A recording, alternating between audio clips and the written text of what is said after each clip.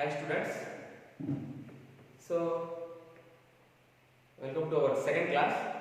So in our previous class we are discussed about first chapter's introduction. So charge introduction. So basic properties of charge and electrification, types of electrification. So many points we discussed in our previous class. So according to our revised syllabus, so now due to corona effect, due to COVID-19, so some changes are detected in our syllabus.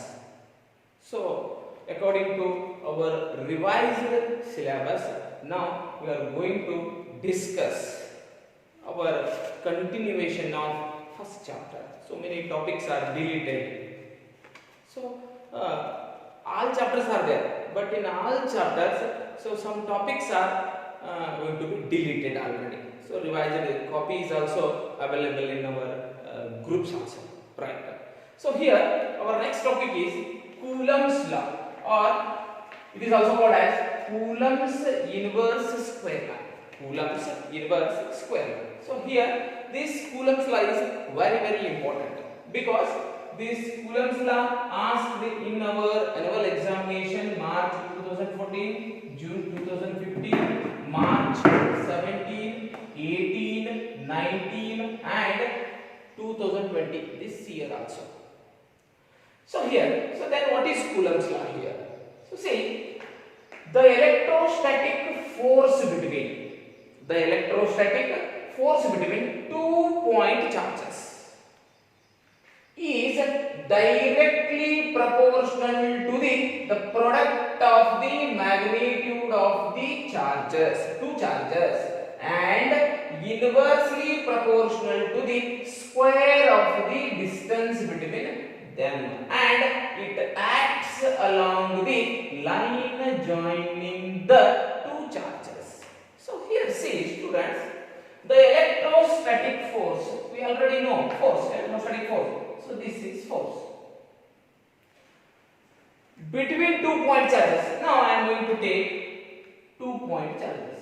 Here this is Q1, this is Q2. This is also positive charge, this is also positive charge. Right now see, whatever the distance between these two charges is, I am going to take R. So 2-point charge na consider ಮಾಡ್ಕೊತೀನಿ. ಅವೆರಡು point charge ನಡುವಿನ distance ಎಷ್ಟು ದೂರ ಅದಾವ? 2-point charge ಅಂದ್ರೆ r distance ದೂರ ಅದಾವ. If we are going to consider two charges and the distance between the charge is how much? R. So then according to our statement, the electrostatic force between, so can I write now the electrostatic force is taking F. So now this electrostatic force is directly proportional to, see, product of the magnitude of the two charges. So product of the magnitude of the two charges means Q1 into Q2. So now this becomes product. See, and inversely proportional to the square of the distance. So then can I write F is inversely proportional. What is our distance? R. Square of the distance 1 divided by R square. So now adding two equations, these two equations, F force, our electrostatic force is directly proportional to Q1 Q2 divided by R square. Now see, here I am going to write force. Now I am going to remove this proportionality. F is equal to K Q1 Q2 divided by R square. So I am going to remove this proportionality. I am going to take a constant here, K. F is equal to, or electrostatic force is equal to K Q1 Q2 divided by R square. Now see, here K is called constant of proportion. proportionality. Constant of proportionality. Here k is a value. K is equal to 1 divided by 4 pi epsilon naught. K is equal to 1 divided by 4 pi epsilon naught. K is having a value. So here this epsilon naught is absolute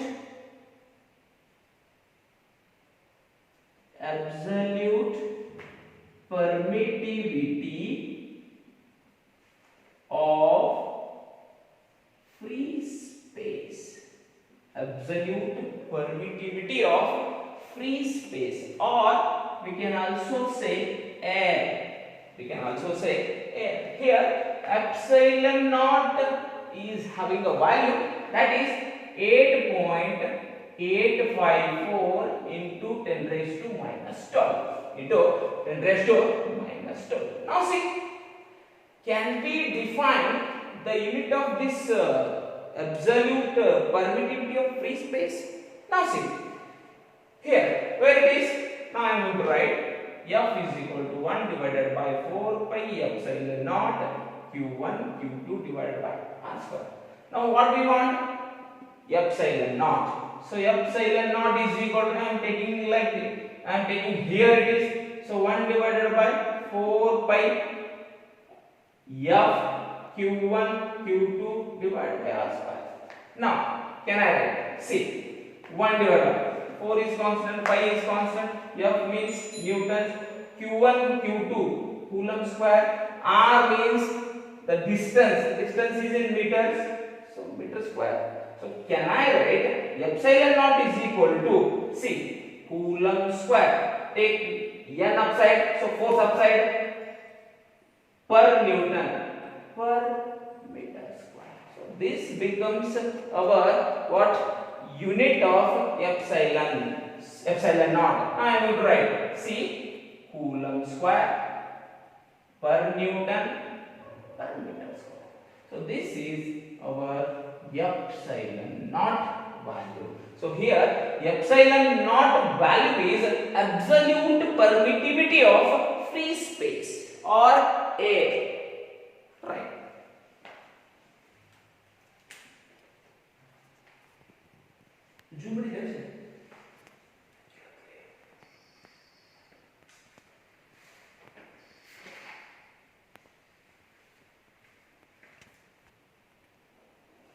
Here the value of k, F is equal to 1 divided by 4 pi epsilon naught Q1 Q2 divided by R square.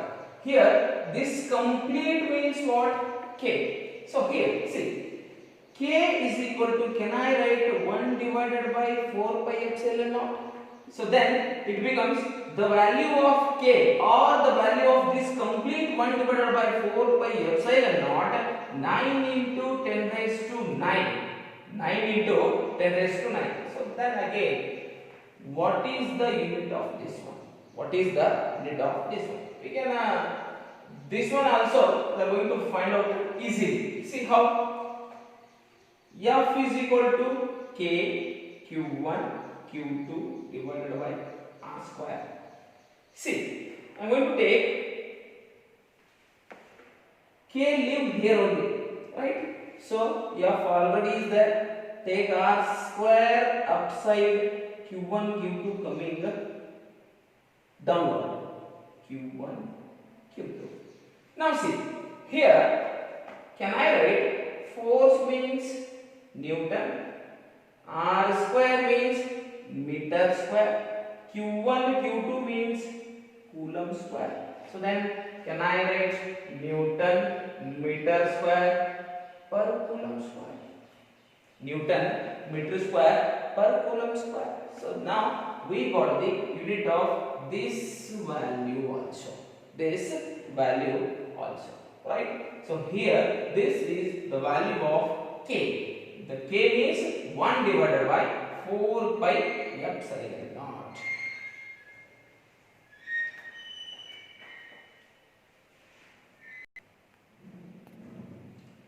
So here for that one, there is dielectric constant, or we are I'm going to call relative permittivity. See, here I'm going to consider the magnitude force between two point charges Q1 and Q2 separated by a distance r in free space or vacuum is given by. We are going to write. So F now I am going to take here the magnitude of force in this medium. Which medium? Free space or vacuum. I am going to take F naught. F naught is equal to, or Fo, whatever you consider, is equal to 1 divided by 4 pi epsilon naught Q1 Q2 divided by r square. I am going to call equation number 1. See, again I am going to consider the magnitude force between 2 point charges Q1 and Q2 separated by a distance r in material medium. In material medium.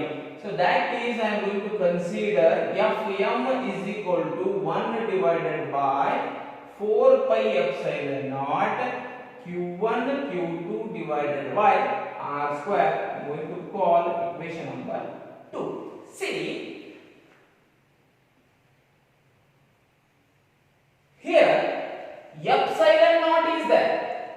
Which medium? Space medium or vacuum medium. Here epsilon naught means we already discussed about epsilon naught. Epsilon naught is absolute permittivity of a free space or vacuum. Here in this medium, material medium is there. Material medium means I am going to take here only epsilon. See, epsilon, don't get confused. Only epsilon means this where I am going to write here where epsilon is absolute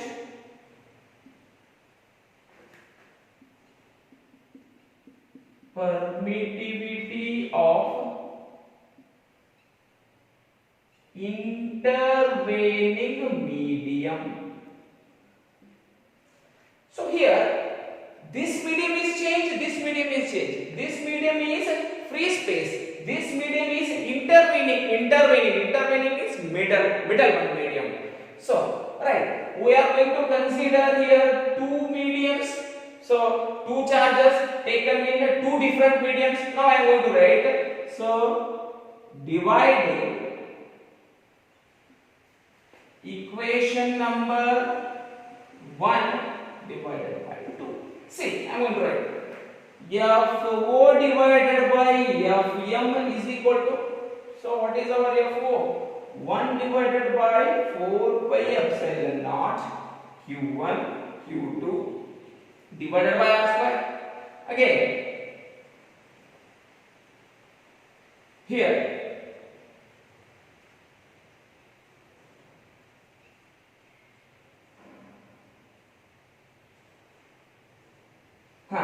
what is that one? 1 divided by 4 pi epsilon only Q1 Q2 divided by r square.